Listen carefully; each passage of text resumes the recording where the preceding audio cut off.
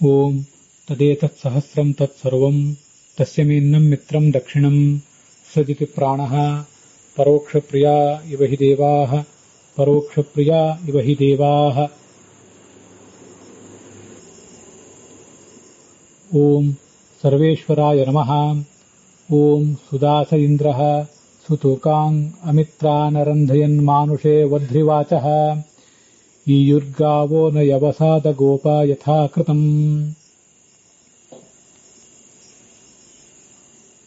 ಓಂ ನಮೋ ಭಗವತೆ ನೃಸಿಂಹಾಯ ತೇಜಸ್ತೇಜಸೆ ಆವಿರಾವಿರ್ಭವ ವಜ್ರನಿಖ ವಜ್ರದಂಷ್ಟ್ರಯ ಕರ್ಮಾಶಯಾನ್ ರಂಧಯ ರಂಧಯ ತಮೋಗ್ರಸ ಸ್ವಾಹ ಅಭಯಮಾತ್ಮನೆ ಭೂಯಿಷ್ಠಾತ್.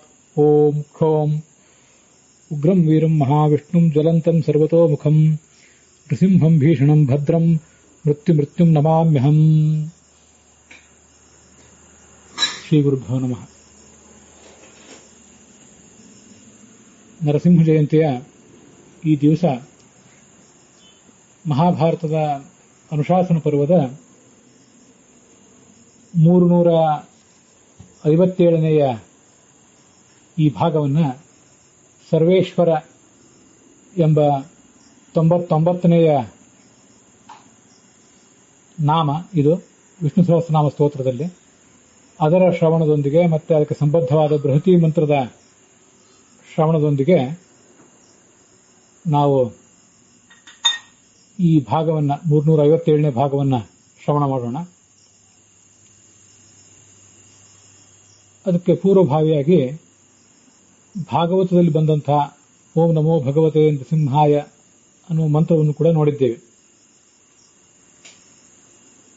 ಮತ್ತೆ ತಂತ್ರಸಾರದಲ್ಲಿ ಬರುವಂತಹ ನರಸಿಂಹ ಮಂತ್ರ ಉಗ್ರಂ ವೀರಂ ಮಹಾವಿಷ್ಣು ಅನ್ನುವಂತಹ ಮಂತ್ರವನ್ನು ಕೂಡ ಜಪಿಸಿದ್ದೇವೆ. ಸರ್ವೇಶ್ವರ ಎಂಬ ಶಬ್ದಕ್ಕೆ ಏನು ಅರ್ಥ ಅಂತ ಅನ್ನೋದನ್ನು ಮೊದಲು ನೋಡೋಣ. ಸರ್ವೇಶ್ವರ ಎಂಬ ಶಬ್ದವು ಕೂಡ ನರಸಿಂಹ ಅನ್ನುವ ಶಬ್ದದ ಅರ್ಥವನ್ನೇ ವರ್ಣನೆ ಮಾಡ್ತದೆ. ಸಾಮಾನ್ಯವಾದ ನಮ್ಮೆಲ್ಲರ ಗ್ರಹಿಕೆಗೆ ನಿಲ್ಕುವಂತೆ ಸರ್ವೇಶ್ವರ ಅಂದ್ರೆ ಎಲ್ಲರಿಗೂ ಒಡೆಯ ಅಂತ ಅರ್ಥ. ಸರ್ವ ಅಂದ್ರೆ ಎಲ್ಲರೂ, ಅವರಿಗೆ ಈಶ್ವರ ಅಂದ್ರೆ ಒಡೆಯ. ಈಶ್ವರ ಅನ್ನೋ ಶಬ್ದಕ್ಕೆ ಅರ್ಥವನ್ನು ನಾವು ಹಿಂದೆ ನೋಡಿಬಿಟ್ಟಿದ್ದೇವೆ.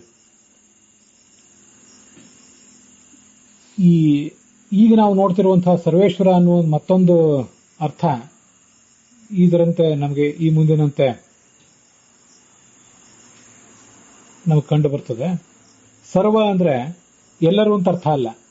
ಸರ್ವರು ಅಂದ್ರೆ ಸಂಸಾರದಲ್ಲಿ ಇದ್ದು ಪರಮಾತ್ಮನನ್ನ ತಿಳಿದು ಮುಕ್ತರಾಗಬೇಕಾದವರು. ಅದರ ನಿರ್ವಚನಗಳನ್ನು ಮುಂದೆ ಹೇಳ್ತಾನೆ. ಹೀಗೆ ಸರ್ವರು ಅಂದ್ರೆ ಬದ್ಧರಾದ ಜೀವರು. ಈ ಅಂದ್ರೆ ಲಕ್ಷ್ಮೀದೇವಿ. ಇವರಿಬ್ಬರಿಗೂ ಕೂಡ ಈಶ್ವರ. ಹೀಗೆ ಪರಮಾತ್ಮ ಸರ್ವೇಶ್ವರ ಅಂತ ಕರೆಸ್ಕೊಂಡಿದ್ದಾನೆ. ಅದಲ್ಲದೆ ಈಶ್ವರ ಸರ್ವ ಈಶರು ಪ್ರಬಲರಾದಂಥ ದೈತ್ಯರೇನಿದ್ದಾರೆ ಅವರೆಲ್ಲರನ್ನೂ ಕೂಡ ತಡೆದು ನಿಲ್ಲಿಸಬಲ್ಲಂಥವನು. ತನ್ನ ಎಲ್ಲ ಅವತಾರಗಳಲ್ಲೂ ಎಲ್ಲರಿಗೂ ಶ್ರೇಷ್ಠನಾದವನು ಒಂದರ್ಥ. ಅದಲ್ಲದೆ ಬಹಳ ಪ್ರಬಲರಾದಂತಹ ದೈತ್ಯರನ್ನು ಕೂಡ ತಡೆದು ನಿಲ್ಲಿಸುವಂತಹ ಶಕ್ತಿ ಇರುವವನು. ಆ ಕಾರಣಕ್ಕಾಗಿಯೂ ಕೂಡ ಅವನು ಸರ್ವೇಶ್ವರ ಅಂತ ಕರೆಸ್ಕೊಂಡಿದ್ದಾನೆ. ಎಲ್ಲ ಈಶರಾದಂತಹ ದೇವತೆಗಳಿಗೂ ಕೂಡ ವ ಅಂದ್ರೆ ಜ್ಞಾನವನ್ನ, ರ ಅಂದ್ರೆ ಸುಖವನ್ನು ಕೊಡಬಲ್ಲವನು. ಆದ್ರಿಂದ ಸರ್ವೇಶ್ವರ.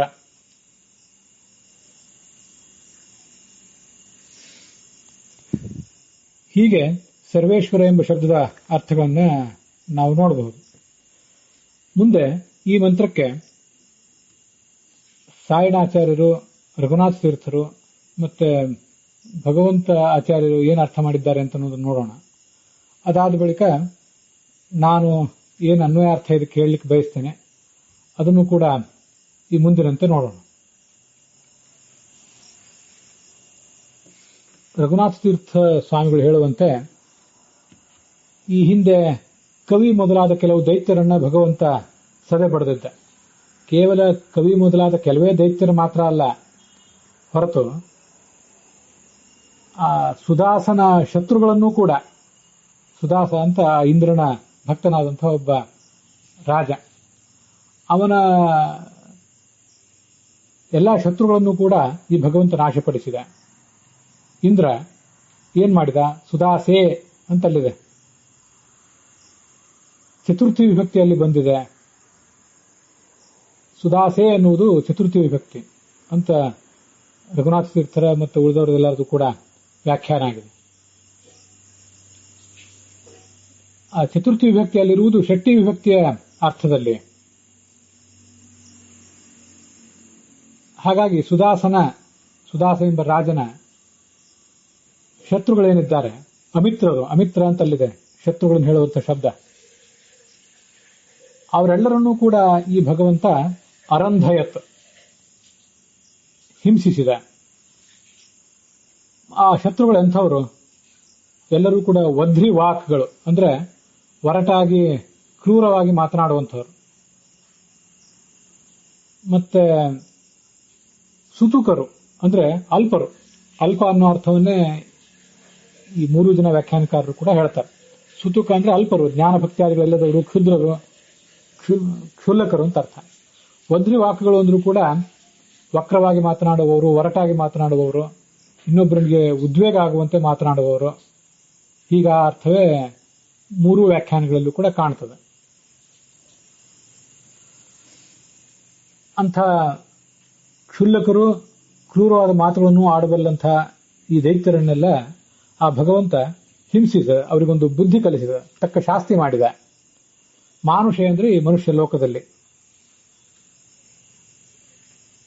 ಈಯುರ್ಗಾವೋ ನ ಯವಸಾದಗೋಪ ಅಂತ ಮುಂದಿನ ಅರ್ಥ. ಅಲ್ಲಿ ಈ ಸುದಾಸನ ಎಲ್ಲಾ ಶತ್ರುಗಳು ಕೂಡ ನಷ್ಟರಾಗಿರುವುದರಿಂದ, ಶತ್ರುಗಳ ಭಯ ಇಲ್ಲದೆ ಇರುವುದರಿಂದ, ಸುದಾಸನ ರಾಜ್ಯದ ಎಲ್ಲಾ ಪ್ರಜೆಗಳು ಕೂಡ ನಿರ್ಬಂಧ ರಹಿತರಾಗಿ ತಾವು ಎಲ್ಲೆಲ್ಲಿಗೆ ಹೋಗಿ ಬರಬೇಕು ಅಂತ ಅಪೇಕ್ಷೆ ಪಡ್ತಿದ್ರೋ ಅಲ್ಲೆಲ್ಲ ಹೋಗಿ ಬರಲಿಕ್ಕೆ ತೊಡಗಿದರು. ಅವರ ಆಗು ಹೋಗುಗಳು, ವ್ಯಾಪಾರ ವ್ಯವಹಾರ ಇತ್ಯಾದಿಗಳಿಗೆ ಯಾವುದೇ ನಿರ್ಬಂಧ ಇಲ್ಲದಂತಾಯಿತು. ಅವರು ಸುಖಿಗಳಾದರು ಅಂತ ಅದರ ತಾತ್ಪರ್ಯ. ಹೇಗೆಂದ್ರೆ, ಹುಲ್ಲನ್ನು ಅಪೇಕ್ಷಿಸಿ ಯಾವುದೇ ನಿರ್ಬಂಧ ಇಲ್ಲದೆ ಗೋವುಗಳು ಹೇಗೆ ಎಲ್ಲಾ ಕಡೆ ಹೋಗ್ತಾವೋ ಅದರಂತೆ ಇವರು ಕೂಡ ತಮಗೆ ಬೇಕಾದ ಕಾರ್ಯಗಳಿಗಾಗಿ ಸ್ವಗಂತವ್ಯ ದೇಶಂ ಈಯುಹು ನಿರ್ಬಂಧನ ರಹಿತಾ ಗಾವಃ ಯವಸಾದಿ ಭಕ್ಷಣಾರ್ಥಂ ನಾನಾ ದೇಶಂ ಸಂಚರಂತೆ. ಗೋವುಗಳನ್ನ ಅವುಗಳ ಕುತ್ತಿಗೆ ಕಟ್ಟಿದಂತಹ ಹಗ್ಗವನ್ನು ಬಿಚ್ಚಿಬಿಟ್ರೆ ಅವು ಎಲ್ಲಾ ಕಡೆ ಎಲ್ಲಿ ಬೇಕಾದಲ್ಲಿ ಸಂಚಾರ ಮಾಡ್ತವೆ. ಅದರಂತೆ ಈ ಎಲ್ಲ ಸುದಾಸರಾಜನ ರಾಜ್ಯದ ಪ್ರಜೆಗಳು ಕೂಡ ಎಲ್ಲಿ ಬೇಕಾದಲ್ಲಿ ತಮಗೆ ಬೇಕಾದಲ್ಲಿ ಸಂಚಾರ ಮಾಡಲಿಕ್ಕೆ ತೊಡಗಿದ್ರು ಅಂತ ಅದರ ತಾತ್ಪರ್ಯ. ಸರ್ವಾನ್ ಈಶಾನ್ ಸಮರ್ಥಾನ್ ಸುದಾಸ ಶತ್ರುನ್ ವಾರಯತೀತಿ ಸರ್ವೇಶ್ವರ. ಸರ್ವೇಶ್ವರ ಅನ್ನೋ ಶಬ್ದಕ್ಕೆ ನಾವು ಸಾಮಾನ್ಯವಾಗಿ ಸಿಗುವ ಅರ್ಥ ಎಲ್ಲರಿಗೂ ಒಡೆಯ ಅಂತ ಇಷ್ಟೇ ಅರ್ಥ. ಆದರೆ ರಘುನಾಥ ತೀರ್ಥ ಸ್ವಾಮಿಗಳು ಹೇಳಿದಂತೆ ಸರ್ವಾನ್ ಈಶಾನ್, ಈಶರು ಅಂದ್ರೆ ಪ್ರಬಲಿಸಿದ ಕೊಬ್ಬಿದ ಶತ್ರುಗಳು, ಅವರನ್ನ ವಾರಯತಿ, ಈಶ ವರ ಅನ್ನುವುದು ವಾರಯತಿ ತಡೆದು ನಿಲ್ಲಿಸುವವನು, ಹಿಮ್ಮೆಟ್ಟಿಸುವವನು ಅನ್ನೋದನ್ನು ತೋರಿಸ್ತದೆ. ಹೀಗಾಗಿ ಭಗವಂತ ಸರ್ವೇಶ್ವರ. ಈ ಇಂದ್ರ ತನ್ನ ಭಕ್ತನಾದ ಸುದಾಸ ಎಂಬ ರಾಜನ ಶತ್ರುಗಳನ್ನೆಲ್ಲ ತಡೆದು ನಿಲ್ಲಿಸಿದ ಅಂತ ಅದರ ತಾತ್ಪರ್ಯ. ಇದೇ ಅರ್ಥವೇ ಸಾಯಣ ಭಾಷ್ಯದಲ್ಲಿ ಕೂಡ ವರ್ಣಿತ ಆಗಿದೆ. ಅಲ್ಲಿ ಅರಂಧಯತ್ ಅನ್ನೋ ಶಬ್ದಕ್ಕೆ ವಶಮಾನಯತ್, ತನ್ನ ವಶಕ್ಕೆ ತೆಗೆದುಕೊಂಡ, ಅವ್ರನ್ನೆಲ್ಲ ಸೋಲಿಸಿಬಿಟ್ಟ. ವಶಕ್ಕೆ ತೆಗೆದುಕೊಳ್ಳುವುದು ಅಂದ್ರೆ ಸೋಲಿಸುವುದು, ಶತ್ರುಗಳನ್ನು ವಶಕ್ಕೆ ತೆಗೆದುಕೊಳ್ಳುವುದು ಅಂದ್ರೆ ಸೋಲಿಸುವುದೇ. ಆದ್ರೆ ಅರಂಧಯತ್ ಅಂದ್ರೆ ಹಿಂಸಿಸಿದನು ಅನ್ನೋ ಒಂದು ಅರ್ಥವನ್ನ ರಘುನಾಥ ತೀರ್ಥ ಸ್ವಾಮಿಗಳು ಬೇರೆಯಾಗಿ ಹೇಳಿದ್ದಾರಷ್ಟೆ. ಈ ಅರಂಧಯತ್ ಅನ್ನೋ ಶಬ್ದಕ್ಕೆ ವಶಕ್ಕೆ ತೆಗೆದುಕೊಳ್ಳು ಅನ್ನೋದಕ್ಕಿಂತ ಹಿಂಸಿಸು, ಕಿತ್ತು ಹಾಕು, ನಾಶ ಮಾಡು, ಹರಿದು ಹಾಕು ಅನ್ನೋ ಅರ್ಥವೇ ಹೆಚ್ಚು ಯೋಗ್ಯ.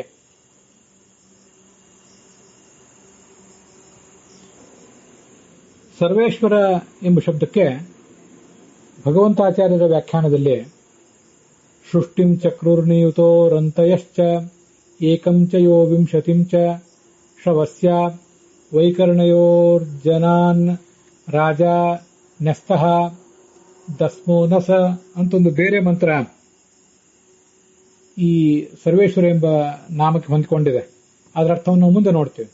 ಈಗ ಸದ್ಯ ನಾವು ನೋಡ್ತಾ ಇರುವ ಸುಧಾಸೀಂದ್ರ ಸುತುಕಾಂಗ್ ಅಂತ ಏನು ಮಂತ್ರ ಇದೆ, ಈ ಮಂತ್ರಕ್ಕೆ ಸಾಯಣಾಚಾರ್ಯರು ಮತ್ತು ರಘುನಾಥ ತೀರ್ಥರು ಏನು ಅರ್ಥ ಹೇಳಿದ್ದಾರೆ ಅಂತ ನೋಡಿದ್ದೇವೆ. ಹೆಚ್ಚು ಕಡಿಮೆ ಒಂದೇ ರೀತಿಯಾಗಿವೆ. ಸುದಾಸ ಎಂಬ ರಾಜ, ಇಂದ್ರನ ಭಕ್ತ, ಈ ರೀತಿಯಾಗಿ ಒಂದು ಯಾವುದೋ ಪುರಾಣದಲ್ಲಿ ಬಂದಿರಬಹುದಾದಂತಹ ಒಂದು ಕಥೆಯನ್ನು ಆಧರಿಸಿಕೊಂಡು ಈ ವ್ಯಾಖ್ಯಾನ ಇದೆ. ಅಧ್ಯಾತ್ಮಪರವಾದಂತಹ ಅರ್ಥವನ್ನ ಈ ಮುಂದಿನಂತೆ ನಾವು ನೋಡಬೇಕು ಭಗವಂತ ಆಚಾರ್ಯರ ದೃಷ್ಟಿಯಲ್ಲಿ. ಮತ್ತೆ ಅದನ್ನು ನಾನು ಪ್ರತ್ಯೇಕವಾಗಿ ಈಗೇನು ಹೇಳಬೇಕಾಗಿಲ್ಲ, ಯಾಕೆಂದ್ರೆ ನಾನು ಬರೆದಿರುವಂತಹ ಅರ್ಥ ಹೆಚ್ಚು ಕಡಿಮೆ ಭಗವಂತಾಚಾರ್ಯರ ಅರ್ಥನೇ ಆಗಿದೆ. ಅನ್ವಯ ಅರ್ಥ ಹಾಗೇ ಇದೆ. ಒಂದೆರಡು ಶಬ್ದಗಳಿಗೆ ಮಾತ್ರ ಒಂದು ಪ್ರತ್ಯೇಕವಾದಂತಹ ಅರ್ಥವನ್ನ ನಾನು ಹೇಳುವಂತ ಪ್ರಯತ್ನ ಮಾಡಿದ್ದೇನಷ್ಟೆ. ಅನ್ವಯಾರ್ಥ ಈ ಮುಂದಿನಂತೆ ಆಗ್ತದೆ. ಇಂದ್ರ ಸರ್ವೇಶ್ವರನಾದ ಭಗವಂತ ಅಂತ ಅದರ ತಾತ್ಪರ್ಯ. ಮುಂದೆ ಮಾನುಷೆ ಅಂತಿದೆ. ಆ ಮಾನುಷೆ ಎಂಬ ಶಬ್ದಕ್ಕೆ ಮನುಷ್ಯ ಲೋಕೆ ಅಂತ ಅರ್ಥವನ್ನ ಭಗವಂತಾಚಾರ್ಯರು ಬರೆದಿದ್ದಾರೆ. ಮತ್ತೆ ರಘುನಾಥ ತೀರ್ಥರ ವ್ಯಾಖ್ಯಾನದಲ್ಲೂ ಕೂಡ ಮಾನುಷೆ ಮನುಷ್ಯ ಲೋಕೆ ಅಂತ ಅರ್ಥನೇ ಇದೆ. ಆದರೆ ಮನುಷ್ಯ ಲೋಕ ಅಂತ ಅರ್ಥ ಇದ್ರೂ ಕೂಡ ಸರ್ವಲೋಕ ಸ್ಥಿತಾನ್ ಸರ್ವಾನಪಿ ಶತ್ರುನ್ ಅರಂಧಯತ್ ಹಿಂಸಿತವಾನ್ ಅಂತ ರಘುನಾಥ ತೀರ್ಥ ಸ್ವಾಮಿಗಳ ವ್ಯಾಖ್ಯಾನ ಇದೆ. ಎಲ್ಲಾ ಲೋಕದಲ್ಲಿರುವಂತಹ ಎಲ್ಲಾ ಶತ್ರುಗಳನ್ನು ಕೂಡ ವ್ಯಾಖ್ಯಾನ ಮಾಡಿದ, ಕೊಂದು ಹಾಕಿದ ಈ ಭಗವಂತ, ಹಿಂಸಿಸಿದ, ಹರಿದು ಹಾಕಿದ ಅಂತಾನೆ ಅದಕ್ಕೆ ಅರ್ಥ ಮಾಡಬೇಕು ಅಂತ ಮಾಡಿದ್ದಾರೆ. ಈ ಮಾನುಷ ಅನ್ನುವುದಕ್ಕೆ ಮನುಷ್ಯ ಲೋಕ ಅಥವಾ ಬೇರೆ ಯಾವುದೋ ಲೋಕ ಅಂತಾನೆ ನಾವು ಅರ್ಥ ಮಾಡಬೇಕಾಗಿಲ್ಲ. ಅದರ ಅರ್ಥವನ್ನೇ ಬದಲಾಯಿಸುವಂತ ಪ್ರಯತ್ನ ನಾನು ಮಾಡಿದ್ದೇನೆ. ಈಗ ಮಾನುಷೆ ಮತ್ತು ಸುದಾಸೆ ಅಂತ ಹೀಗೆ ಎರಡು ಶಬ್ದಗಳಿವೆ. ಅಲ್ಲಿ ಸುದಾಸೆ ಅನ್ನುವುದಕ್ಕೆ ಮಾನುಷೆ ಅನ್ನುವುದನ್ನು ವಿಶೇಷವಾಗಿ ನಾನು ಮಾಡಿಕೊಂಡಿದ್ದೇನೆ. ಅದೊಂದು ಸ್ವಲ್ಪ ವ್ಯತ್ಯಸ್ತವಾದ ವ್ಯಾಖ್ಯಾನ ಭಗವಂತಾಚಾರ್ಯರ ವ್ಯಾಖ್ಯಾನಕ್ಕಿಂತ. ಸುದಾಸೆ ಇದು ಚತುರ್ಥಿ ವಿಭಕ್ತಿ ಕೂಡ ಅಲ್ಲ ನನ್ನ ದೃಷ್ಟಿಯಲ್ಲಿ, ಸಪ್ತಮಿ ವಿಭಕ್ತಿಯೇ ಇದು. ಆ ಸಪ್ತಮಿ ವಿಭಕ್ತಿಗೇನೆ ಚತುರ್ಥಿ ವಿಭಕ್ತಿ ಅರ್ಥ ಇಟ್ಕೊಳ್ಬಹುದಷ್ಟೇ. ಅವನಿಗಾಗಿ ವೇದದಲ್ಲಿ ಇಂಥದನ್ನೆಲ್ಲ ಮಾಡ್ತಾರೆ. ಆ ಸುದಾಸ ಅನ್ನೋದಿದೆಯಲ್ಲ, ಸುದಾಸ ಅನ್ನುವುದು ಕೂಡ ಯಾವನೊಬ್ಬ ರಾಜನನ್ನು ಹೇಳುವುದಲ್ಲ ಹೊರತು ಎಲ್ಲಾ ಭಕ್ತರನ್ನು ಭೃತ್ಯರನ್ನು ಹೇಳ್ತದದು. ಹೀಗೆ ಸುದಾಸರು ಅಂದ್ರೆ ತನ್ನ ಭೃತ್ಯರು. ಅವರೆಂಥವರು? ಮಾನುಷರು. ಮಾನುಷ ಎಂಬ ಶಬ್ದಕ್ಕೆ ಜ್ಞಾನ ಸಮರ್ಥ, ಭಗವಂತನನ್ನು ತಿಳಿಯಲಿಕ್ಕೆ ಸಮರ್ಥರಾದವರು ಅಂತ ಅರ್ಥ ನಾನು ಮಾಡ್ಕೊಂಡಿದ್ದೇನೆ. ಅದರ ಆಧಾರವನ್ನು ಮುಂದೆ ಹೇಳ್ತೇನೆ. ಸುತುಕಾನ್ ಅಂದ್ರೆ ಅಲ್ಪರು, ಜ್ಞಾನಭಕ್ತಿ ವೈರಾಗ್ಯಗಳು ಯಾವುದೂ ಇಲ್ಲ, ಕ್ಷುಲ್ಲಕರು, ಕ್ಷುದ್ರರು. ವಧ್ರಿವಾಚ ಕ್ರೂರವಾಗಿ ಮಾತನಾಡುವಂಥವರು. ಅಮಿತ್ರಾನ್ ಅರಂಧಯತ್, ಅವನು ನಾಶಪಡಿಸಿದ ಈ ಭಗವಂತ. ಅದಕ್ಕೆ ಅಹಿನತ್, ಹಿಂಸಿಸಿದ ಅಂತ ಅರ್ಥ. ಈ ಶಬ್ದಗಳನ್ನೆಲ್ಲ ಗಮನಿಸ್ಬೇಕು ನಾವು. ಇದು ನಾವಿವತ್ತು ಈ ಮಂತ್ರವನ್ನು ಏನು ಕೇಳ್ತಾ ಇದ್ದೀವಿ, ಸರ್ವೇಶ್ವರ ಅನ್ನೋ ಶಬ್ದ ನರಸಿಂಹ ಜಯಂತಿಯ ದಿವಸ. ನರಸಿಂಹ ಅಂತಂದ್ರೆ, ಸಿಂಹ ಅಂದ್ರೆ ಸಿಹಿ ಹಿಂಸಾಯಾಮ್, ಶತ್ರುಗಳನ್ನು ನಾಶಪಡಿಸುವವನು ಅನ್ನುವ ಒಂದು ಅರ್ಥವೂ ಅದಕ್ಕಿದೆ. ಮತ್ತು ಅನೇಕ ಅರ್ಥಗಳಿವೆ, ಅವು ಆ ಕಡೆ ಇರಲಿ. ಅದರಲ್ಲಿ ಒಂದರ್ಥ ಶತ್ರುಗಳನ್ನು ಹಿಂಸಿಸುವವನು, ಅವರನ್ನು ನಾಶಪಡಿಸುವವನು, ಸೆರೆಬಡಿಯುವವನು. ನರಸಿಂಹ ಎಂಬಲ್ಲಿ ಸಿಂಹ ಎಂಬ ಶಬ್ದ ಏನನ್ನು ಹೇಳ್ತದೋ ಆ ಸಿಂಹ ಎಂಬ ಶಬ್ದ ಹೇಳುವ ಅರ್ಥವನ್ನೇ ಅರಂಧಯತ್ ಎಂಬ ಕ್ರಿಯಾಪದ ಇಲ್ಲಿ ಹೇಳ್ತಾ ಇದೆ. ಅದಕ್ಕಾಗಿ ಅರಂಧಯತ್ ಅಂದ್ರೆ ಅಹಿನತ್. ಅದು ಹಿಸಿ ಹಿಂಸಾಯಂ ಎಂಬ ಧಾತುವಿನ ಲಂಗ್ಲಕಾರ ಅಹಿನತ್ ಅಂತ ನಾನು ಪ್ರಯೋಗ ಮಾಡಿರುವುದು. ಅದು ಆ ಭಗವಂತನ ನಾಮವಾದಂತಹ ಸಿಂಹ ಎಂಬ ಶಬ್ದವನ್ನು ನಮಗೆ ನೆನಪು ಮಾಡಲಿ ಎಂಬ ದೃಷ್ಟಿಯಿಂದ. ಮೂಲದಲ್ಲಿ ಅರಂಧಯತ್ ಎಂಬ ಶಬ್ದ ಇದೆ ವೇದದಲ್ಲಿ. ಆ ಅರಂಧಯತ್ ಎಂಬ ಶಬ್ದ ನಮಗೆ ಭಾಗವತದಲ್ಲಿ ಬಂದಿರುವಂತಹ ನರಸಿಂಹನ ಸ್ತೋತ್ರವೊಂದನ್ನ ನೆನಪು ಮಾಡ್ತದೆ. ಓಂ ನಮೋ ಭಗವತೆ ನೃಸಿಂಹಾಯ ತೇರಸ್ತೇರಸೆ ಆವಿರ್ಭವ ವಜ್ರಣಖ ವಜ್ರದಂಷ್ಟ್ರ ಕರ್ಮಾಶಯಾನ್ ರಂಧಯ ರಂಧಯ ತಮೋ ಗ್ರಸ ಸ್ವಾಹ ಅಭಯಮಾತ್ಮನೆ ಭೂಯಿಷ್ಠಾತ್ ಓಂ ಕ್ಷೋಮ್ ಅಂತ ಭಾಗವತದ 5ನೇ ಸ್ಕಂದದಲ್ಲಿ ಬರುವಂತಹ ಒಂದು ಸ್ತೋತ್ರ ಇದು. ಪ್ರಹ್ಲಾದ ಭಗವಂತನನ್ನು ಹೀಗೆ ಸ್ತುತಿಸಿದ ಅಂತ ಅಲ್ಲಿ ಬರ್ತದೆ. ಎಲ್ಲಾ ತೇಜಸ್ಸುಗಳಿಗಿಂತಲೂ ಅಧಿಕ ತೇಜೋರೂಪನಾದ ನರಸಿಂಹನಿಗೆ ನಮಸ್ಕಾರ. ಭಗವಂತನೇ, ನೀನು ಆವಿರ್ಭವ ಮತ್ತೆ ಮತ್ತೆ ಪ್ರತಿ ವರ್ಷ ಮಾತ್ರ ಅಲ್ಲ, ಪ್ರತಿ ಕ್ಷಣವೂ ನಮ್ಮ ಮನದಲ್ಲಿ ನೀನು ಆವಿರ್ಭವಿಸಬೇಕು. ವಜ್ರದಂಥ ನಿನ್ನ ಉಗುರುಗಳು, ವಜ್ರದಂಥ ನಿನ್ನ ಕೋರೆ ದಾಡುಗಳು, ಕೋರೆ ಹಲ್ಲುಗಳು, ಅವುಗಳ ಮೂಲಕ ರಂಧಯ ಇಲ್ಲಿ ನೋಡಿ, ರಂಧಯ ಅಂತ ಕ್ರಿಯಾಪದ ಇದೆ. ನಮ್ಮ ಈ ಎಲ್ಲ ಕರ್ಮಗಳಿಗೆ ಮೂಲವಾದಂಥ ನಮ್ಮ ಈ ಎಲ್ಲ ಶರೀರಗಳು, ಭೌತ ಶರೀರ, ನಿರುದ್ಧ ಶರೀರ, ಲಿಂಗ ಶರೀರ, ಈ ಎಲ್ಲ ಲಿಂಗ ಶರೀರಗಳನ್ನು ಕೂಡ, ಅಂತಃಕರಣದ ದೋಷಗಳನ್ನು ಕೂಡ ರಂಧಯ, ಸುಟ್ಟು ಹಾಕು, ಸೀಳಿ ಹಾಕು. ಹೀಗೆ ಭಾಗವತದಲ್ಲಿ ರಂಧಯ ಅನ್ನೋ ಶಬ್ದ ಇದ್ರೆ, ಅರಂಧಯತ್ ಅದಕ್ಕೆ ಸಂಬಂಧಪಟ್ಟದ್ದು ಅರಂಧಯತ್ ಅನ್ನುವಂಥ ಲಂಗ್ಲಕಾರದ ಕ್ರಿಯಾಪದ ವೇದದಲ್ಲಿದೆ. ಭಾಗವತದಲ್ಲಿರುವುದು ಲೋಟ್ಲಕಾರದ ಕ್ರಿಯಾಪದ, ಧಾತು ಅದೇ. ನರಸಿಂಹ ಎಂಬಲ್ಲಿ ಸಿಂಹ ಎಂಬುದಾಗಿ ನಾಮಪದ ಇದ್ರೆ ಅದನ್ನು ಅಹಿನತ್ ಎಂಬುದಾಗಿ ಲಂಗ್ಲಕಾರದ ಕ್ರಿಯಾಪದವಾಗಿ ನಾನು ಈ ನರಸಿಂಹ ಜಯಂತಿಯ ಸಂದರ್ಭದಲ್ಲಿ ಅದರ ನೆನಪಿಗಾಗಿ, ಭಗವಂತನ ಆ ಲೀಲೆಗಳ ನೆನಪಿಗಾಗಿ ಆ ಕ್ರಿಯಾಪದಗಳನ್ನು ಪ್ರಯೋಗ ಮಾಡಿದ್ದೇನೆ. ಇಷ್ಟೆಲ್ಲ ಆದಮೇಲೆ ಯಥಾಕೃತಂ, ಭಗವಂತ ಹೀಗೆಲ್ಲ ಮಾಡಿದ್ದಾದ್ಮೇಲೆ ಅದರ ಪರಿಣಾಮವಾಗಿ ಅಗೋಪಾಹ ಅರಕ್ಷಿತಾಹ ದೈತ್ಯಾಹ, ಯಾರೇ ಹೇಳು ಕೇಳುವವರಿಲ್ಲದಂತಹ ಈ ದೈತ್ಯರೆಲ್ಲರೂ ಕೂಡ ಯವಸಾತ್ ಅವರೆಲ್ಲ ಓಡಿ ಹೋದ್ರು. ಈ ದೈತ್ಯರೆಲ್ಲರೂ ಕೂಡ ಓಡಿ ಹೋದ್ರು. ಹೇಗೆ ಓಡಿ ಹೋದ್ರು ಅಂದ್ರೆ, ಯವಸಾತ್ ಪಂಚಮಿ ವಿಭಕ್ತಿ ಅದು. ಅದಕ್ಕೆ ಯವಸಂ ಅಪೇಕ್ಷೆ, ಎಳೆ ಹುಲ್ಲನ್ನು ಅಪೇಕ್ಷಿಸಿ ಎಲ್ಲೆಲ್ಲಿ ಸಿಗ್ತದೋ ಹಾಗೆ ಒಂದು ಬಾರಿ ಈ ಗೋವುಗಳನ್ನ ಅವುಗಳ ಕುತ್ತಿಗೆ ಬಂಧನದಿಂದ ಮುಕ್ತಗೊಳಿಸಿಬಿಟ್ರೆ ಹುಲ್ಲು ಎಲ್ಲೆಲ್ಲಿ ಸಿಗ್ತದೋ ಅಲ್ಲೆಲ್ಲ ದಿಕ್ಕಿಗೆ ಅವು ನಿಲ್ಲದೆ ಓಡಿ ಹೋಗ್ತವೆ. ಅದರಂತೆ ಈ ದೈತ್ಯರ ಎಲ್ಲರೂ ಕೂಡ ಅವರ ನಾಯಕರೆಲ್ಲರೂ ಸತ್ತು ಹೋದ ಮೇಲೆ ದಿಕ್ಕಾಪಾಲಾಗಿ ಓಡಿ ಹೋದ್ರು ಅಂತ ಅದರ ತಾತ್ಪರ್ಯ. ಸುದಾಸ ಅಂತ ಇಲ್ಲಿ ಶಬ್ದ ಇದೆ ವೇದದಲ್ಲಿ. ದಾಸ ಅಂದ್ರೆ ಸೇವಕ ಅಂತ ಅರ್ಥ, ಭಗವಂತನ ಸೇವಕ. ಭೃತ್ಯ ಅಂತ ಶಬ್ದವನ್ನು ನಾನು ಪ್ರಯೋಗ ಮಾಡಿದ್ದೇನೆ. ಯಾಕೆಂದ್ರೆ ಸತ್ಯಂ ದ್ವಿಧಾತುಂ ನಿಜ ಭೃತ್ಯ ಭಾಷಿತಂ ವ್ಯಾಪ್ತಿಂಚ ಭೂತೇಶ್ವಖಿಲೇಶು ಚಾತ್ಮನಃ ಅಂತ ಆ ಭಾಗವತದ ಶ್ಲೋಕ. ತನ್ನ ಭೃತ್ಯನಾದಂತಹ ಪ್ರಹ್ಲಾದ ಹೇಳ್ತಾ ಇದ್ದ, ಭಗವಂತ ಯಾವಾಗಲೂ ಎಲ್ಲರನ್ನೂ ರಕ್ಷಿಸ್ತಾನೆ ಅಂತ ಹೇಳಿ. ಅವನು ಹೇಳಿದ ಮಾತು ಮತ್ತೂ ಒಂದಿತ್ತು. ಭಗವಂತ ಎಲ್ಲಿದ್ದಾನೆ ಅಂದ್ರೆ ಎಲ್ಲ ಕಡೆನೂ ಇದ್ದಾನೆ. ಕಂಬದಲ್ಲಿದ್ದಾನೆ, ಕಂಬದಂತೆ ನಿಶ್ಚಲರು, ಸ್ತಬ್ಧರು, ಮೂರ್ಖರು ಆದಂತಹ ನಮ್ಮಲ್ಲೂ ಇದ್ದಾನೆ.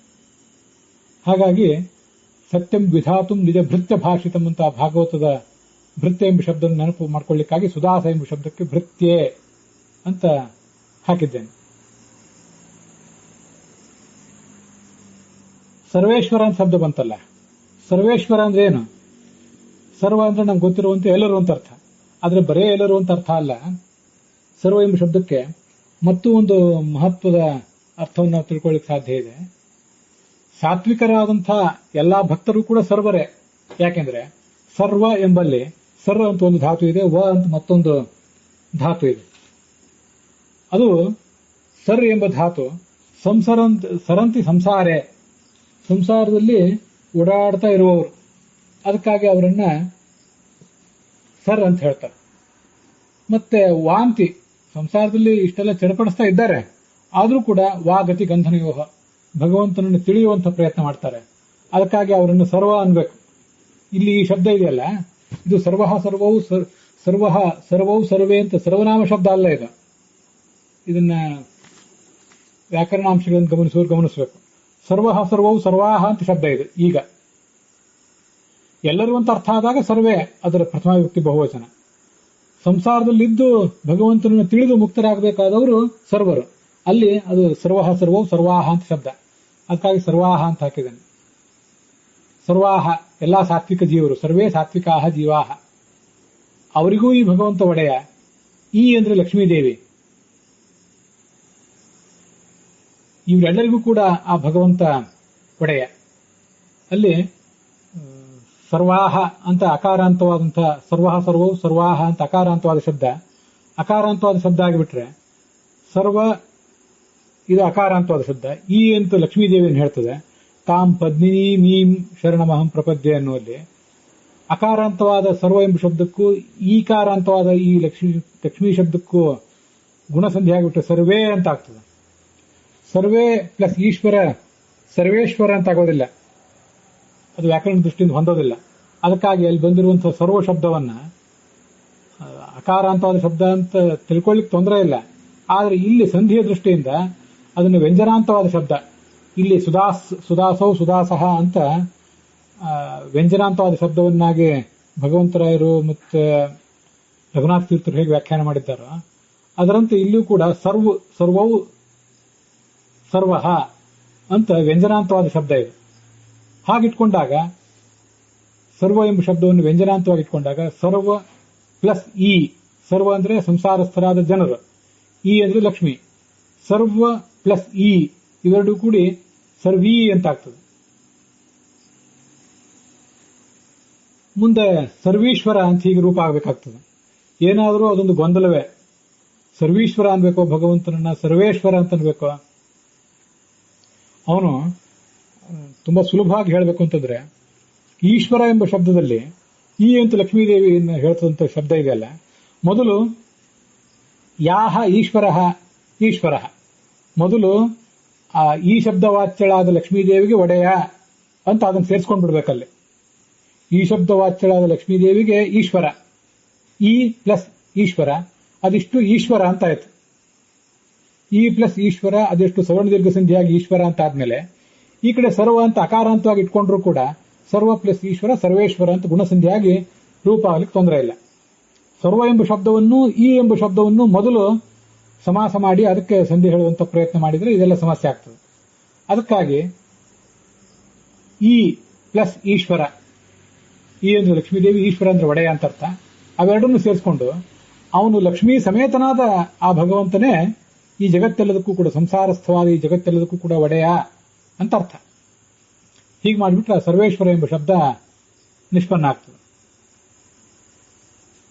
ಹೀಗೆ ಒಂದು ಸಾಹಸ ಮಾಡಿ ಆ ಸರ್ವೇಶ್ವರ ಎಂಬ ಶಬ್ದವನ್ನ ಬದ್ಧವಾದಂತಹ ಈ ಸಂಸಾರ ಬದ್ಧವಾದ ಚೇತನ ವರ್ಗಕ್ಕೂ ನಿತ್ಯ ಮುಕ್ತರಾದ ಲಕ್ಷ್ಮಿಗೂ ಒಡೆಯ ಅಂತ ಸರ್ವೇಶ್ವರ ಎಂಬ ಶಬ್ದದಿಂದ ನಾವು ಅರ್ಥ ತಗೊಳ್ಬಹುದು. ಈ ಅರ್ಥವನ್ನ ಇಂದ್ರ ಎಂಬ ಶಬ್ದ ಅಲ್ಲಿ ಹೇಳ್ತದೆ. ಇಂದ್ರ ಅಂದ್ರೆ ಎಲ್ಲರಿಗೂ ಒಡೆಯ ಅಂತ ಅರ್ಥ ಇದ್ದೇ ಇದೆ. ಮತ್ತೆ ಅವನು ಈ ಎಲ್ಲರನ್ನೂ ಕೂಡ ವಾರಣೆ ಮಾಡಿದವನು. ಅದಕ್ಕೆ ರಘುನಾಥ ತೀರ್ಥರ ಅರ್ಥ ಹೇಳಿದ್ದಾರೆ. ದುಷ್ಟರಾದಂಥ ದೈತ್ಯರನ್ನು ದೂರ ಇಟ್ಟವನು ಈಶ್ವರ, ಎಲ್ಲಾ ದುಷ್ಟರಾದಂಥ ದೈತ್ಯರನ್ನು ಕೂಡ ದೂರ ಇಟ್ಟವನು, ಅವರನ್ನು ನಾಶಪಡಿಸಿದವನು ಅನ್ನೋ ಅರ್ಥ ಅರಂಧಯತ್ ಅನ್ನುವಲ್ಲಿ ಬಂದೇ ಇದ್ದೇ ಇದೆ. ಅರಂಧಯತ್ ಎಂಬ ಆ ಧಾತು ಏನನ್ನು ಹೇಳ್ತದೋ ಅದನ್ನೇ ವರ ಎಂಬ ಈ ಕ್ರಿಯಾಪದವು ಕೂಡ ಹೇಳ್ತದೆ. ಹಾಗೂ ಅದಕ್ಕೆ ಸಂಬಂಧವನ್ನು ತೋರಿಸಬಹುದು.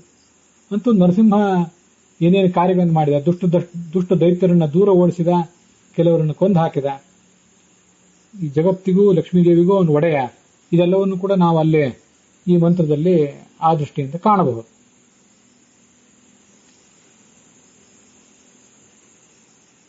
ಇಲ್ಲಿ ಮಾನುಷ ಎಂಬ ಶಬ್ದಕ್ಕೆ ಕೇವಲ ಮನುಷ್ಯರು ಅಂತ ಅರ್ಥ ಅಲ್ಲ, ಜ್ಞಾನಿಗಳು ಅಂತ ಅರ್ಥ ಹೇಳಿದ್ನಲ್ಲ. ಭಗವಂತನ ತಿಳ್ಕೊಳ್ಳುವ ಶಕ್ತಿ ಇದ್ದವರು.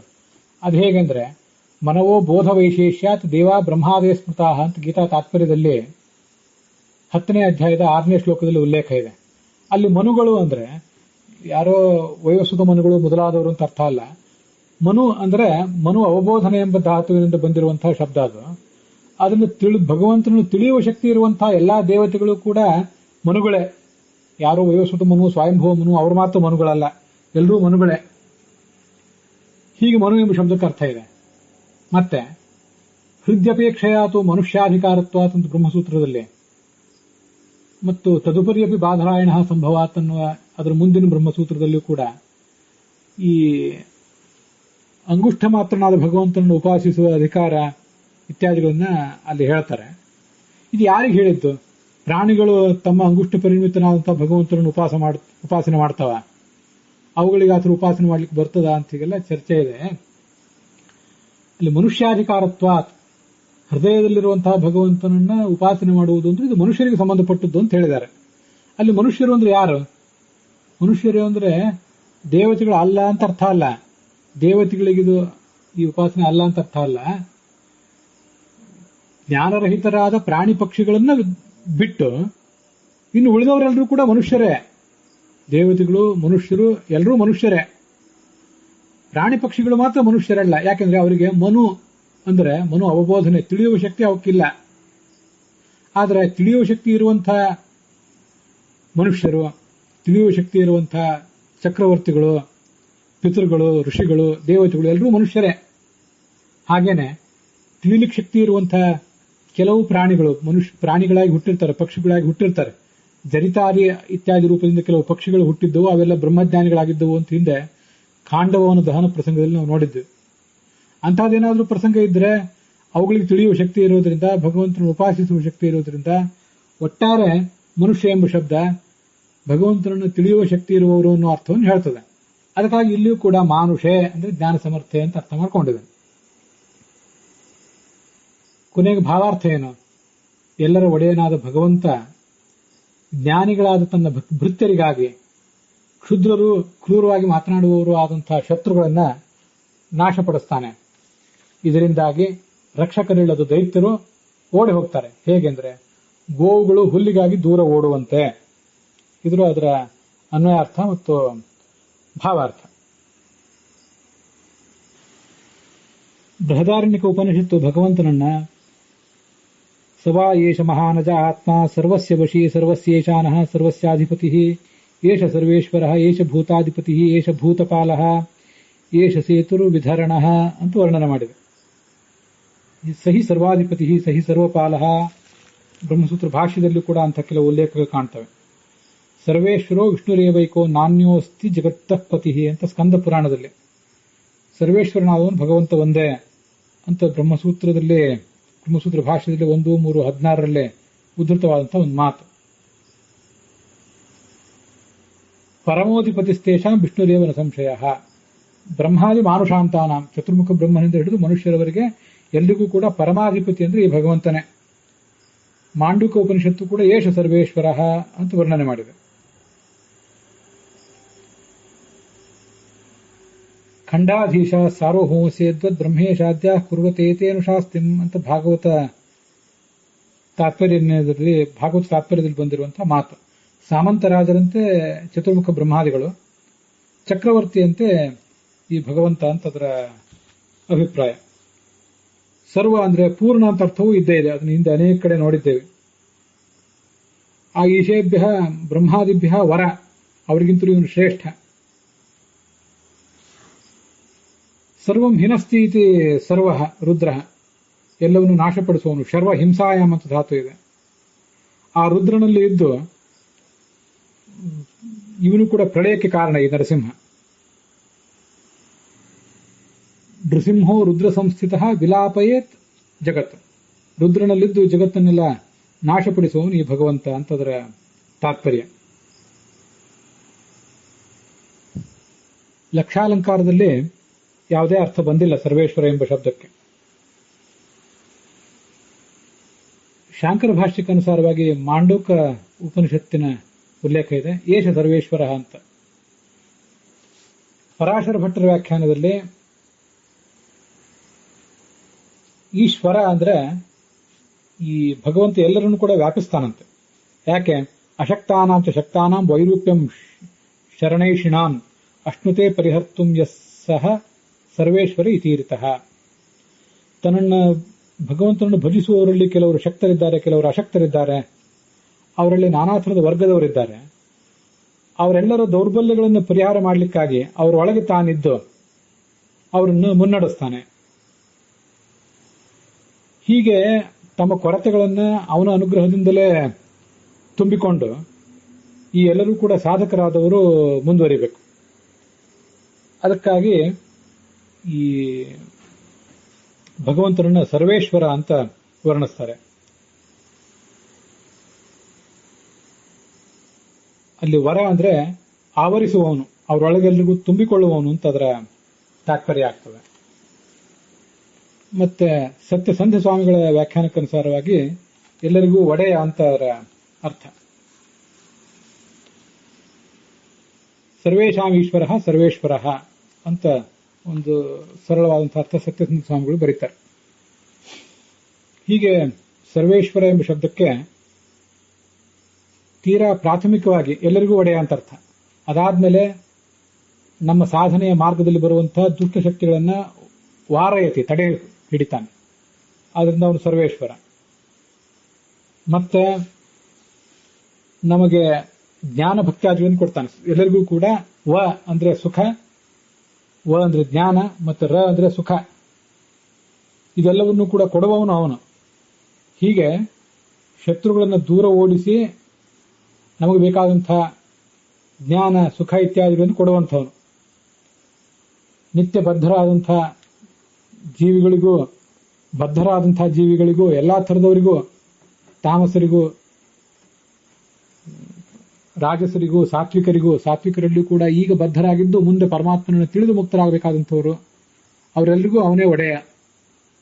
ಆದ್ರಿಂದ ಆತ ಸರ್ವೇಶ್ವರ ಅಂತ ಕರೆಸ್ಕೊಂಡಿದ್ದಾನೆ. ಅಂತೂ ಈ ಸಾಧನೆಯ ಆರಂಭದ ಹಂತದಿಂದ ನಮಗೆ ಅನ್ವಿತ ಆಗುವಂತಹ ಹಂತಗಳಿಂದ ಆರಂಭಿಸಿ ಮುಕ್ತ ಲೋಕದಲ್ಲಿರುವಂತಹ ಭಗವಂತನ ಎಲ್ಲಾ ರೀತಿಯಾದಂತಹ ಮಹಿಮೆಗಳನ್ನು ಕೂಡ, ಅವನ ಗುಣಗಳನ್ನು ಕೂಡ ಸರ್ವೇಶ್ವರ ಎಂಬ ಶಬ್ದ ವರ್ಣನೆ ಮಾಡ್ತದೆ.